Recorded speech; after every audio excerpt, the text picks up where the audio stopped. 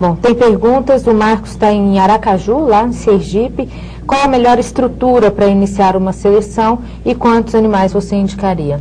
O Marcos, acho que a pergunta dele é bem no sentido de começar uma seleção com a raça Nelore, né? Porque estrutura e quantos animais para começar uma criação, né? Eu não sei se eu entendi muito bem o que ele está querendo perguntar. A estrutura, você tem que ter pasto, porque os nossos zebuínos são animais selecionados e devem ser criados a pasto, porque é isso que o Brasil todo tem. Então você teria que ter condições de pastagem boas para poder alimentar os animais. Não sei se é nesse aspecto que ele está perguntando. A sua região é uma região que eu não conheço muito bem, mas é uma região mais seca. Hoje nós sabemos que um rebanho de corte, para ter um bom resultado econômico, você teria que estar trabalhando em torno de 200 a 250 fêmeas. É um resultado, pensando no resultado econômico.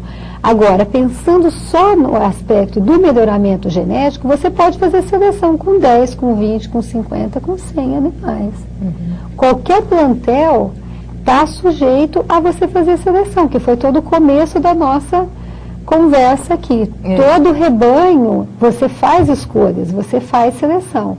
Agora, a diferença é se você vai fazer somente seleção ou se você vai fazer o melhoramento dentro do teu rebanho. O Marcos pode passar um e-mail para a gente ou para a Roberta com mais detalhes exatamente do que ele gostaria, né? Que iniciar, se é para corte, são animais melhorados geneticamente, tá certo? Então passo o e-mail aqui para o Zebu para o Mundo ou para a Roberta, daqui a pouco eu passo o e-mail dela novamente com mais detalhes para a Roberta te dar uma resposta mais ampla. Bom, vamos voltar nos critérios de seleção, Roberta. E peso, porque tem alguns trabalhos que são voltados só para peso. Isso também é bom ou como é que você vê isso? Renata, hoje no Brasil nós temos ferramentas que nos permitem ir além do peso. Qualquer pessoa que já pesou animais dentro do seu plantel sabe que somente a balança, ela não é um indicador de animal precoce ou tardio. A balança, você pode ter um animal pesando 500 quilos, um boi, por exemplo, pesando 500 quilos, e ele ser um boi tardio que não chegou ao acabamento de carcaça, aquilo que o frigorífico deseja. E um animal, muitas vezes, com 500 quilos, que ele já está completamente acabado. Só que a balança não diferencia isso mais. Você pode ter um animal pesado e tardio, um animal pesado e precoce.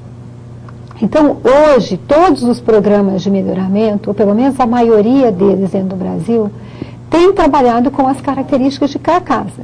Sejam elas aquelas com ultrassonografia, que nós temos algumas empresas, a NCP tem uma empresa que é parceira nessa avaliação de carcaça, que é a Aval, onde nós medimos a área de ouro de lombo, que nada mais é do que a área do contrafilé, que é o músculo longíssimos dorsi.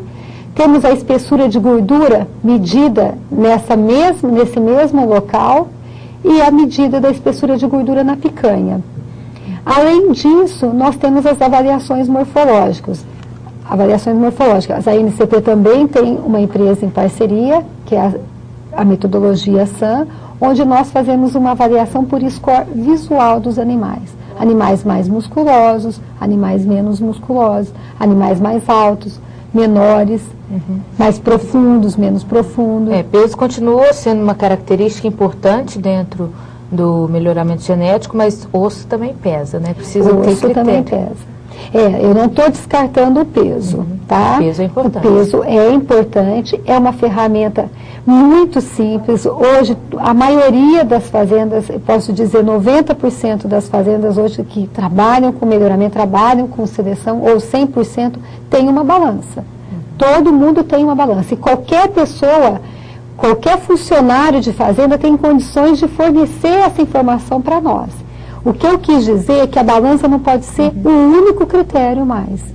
Que nós temos outros critérios que são esses que eu acabei de citar, que vão auxiliar para você ter um animal mais precoce, melhor acabado. Que aí vai entrar a carcaça. Que vai entrar a carcaça. Bom, mais perguntas. O Marcão está lá em Uberaba, Minas Gerais. Para a utilização de fêmeas precoces, ele disse que teria que mudar o manejo da fazenda. Até que ponto isso seria interessante, ele pergunta. Marcos, mudar em que sentido, né? É isso que nós temos que pensar. Vamos pensar o que uma fêmea precisa.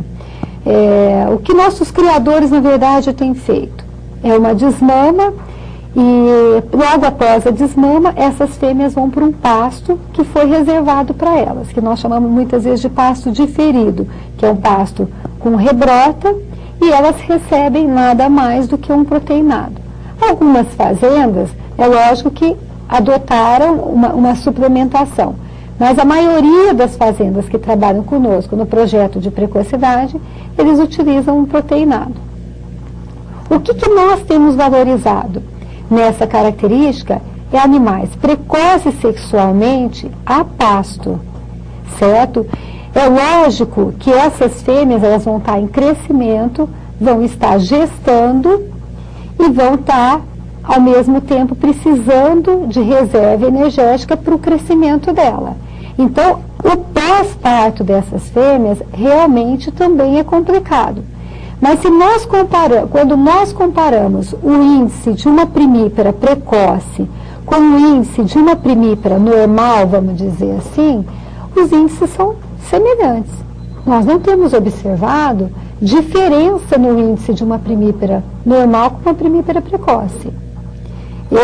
Essa, pelo menos, está sendo a resposta. Agora, por que eu digo que muitas vezes nem todo o rebanho está apto a participar? Porque essa característica, ela tem uma correlação alta, é lógico, com o peso. Não só com o peso final, mas também com o ganho em peso. Então, é uma resposta, é uma característica altamente influenciada pelo ambiente. Certo?